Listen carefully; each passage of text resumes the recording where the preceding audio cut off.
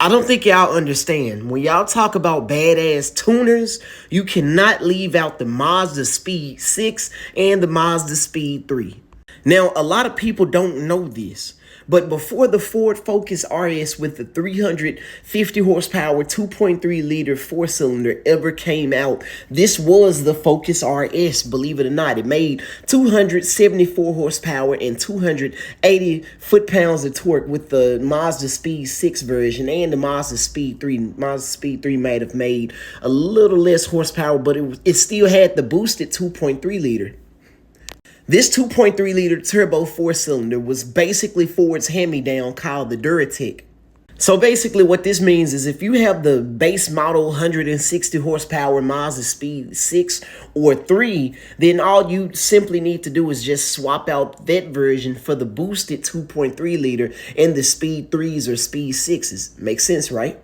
And when you upgrade that turbo and upgrade those downpipes and give it a damn good tune, you can see anywhere from 400 to 450 horsepower. Now, need I remind you, this is an all-wheel drive sedan or hatchback. It didn't matter. These things were road rockets. Hell, today people are making 800 horsepower with fully built examples. Bro, J-Rock decided, you know what? Everybody finna get this smoke. Hoo-wee. Make sure you follow him on Instagram. This man has a 400 horsepower Civic hatch. And by the way, it's naturally aspirated. 400 horsepower all motor. It makes about as much horsepower as a damn Coyote, which is just crazy. This is outrageous. I told y'all in the last video, around this power level, you're pretty much invincible. So what do you think all-wheel drive in 400 more horsepower is gonna do? He's even run high nines in the 4th mile at 143 miles per hour.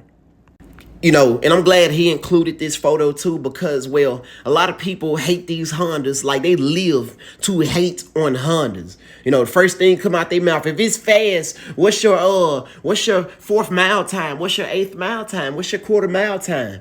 Oh, okay, here we go. Here's proof right here.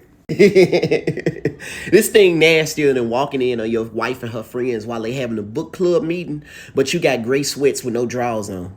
This is a prime example. Like, I know he spent some money on this damn thing, you know, and it goes back to the last video that I said, like, people got mad because of how much that it costs to build a good working just drag car or street car. Like, you can't cut corners with this shit. You don't cut corners with your marriage or your relationship with your kids. Why would you cut corners in something that you love? Of course, okay, a set of heads from Texas Speed gonna be like $35,000 to $4,000, but you get what you paid for. If it's cheap, it ain't worth nothing.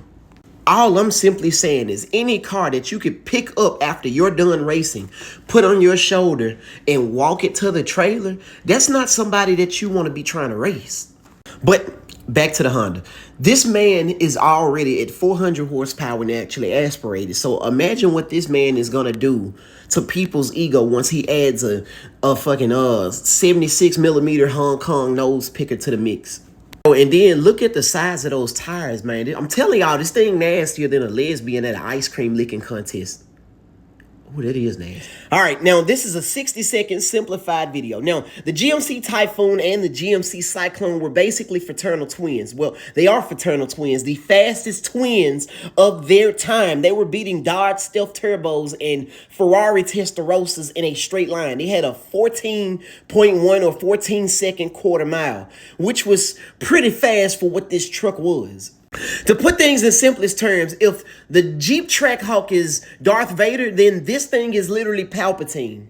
This is the greatest muscle SUV of all time. Under the hood was a 4.3 liter cast iron 90-degree V6 that utilized a Mitsubishi turbo and a Garrett air-to-water intercooler. Now, you got to understand, in the early 90s, you know, straight from factory, this was amazing.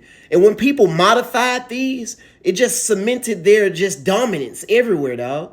This truck was ahead of its time, just like the Cyclone. It couldn't haul shit either.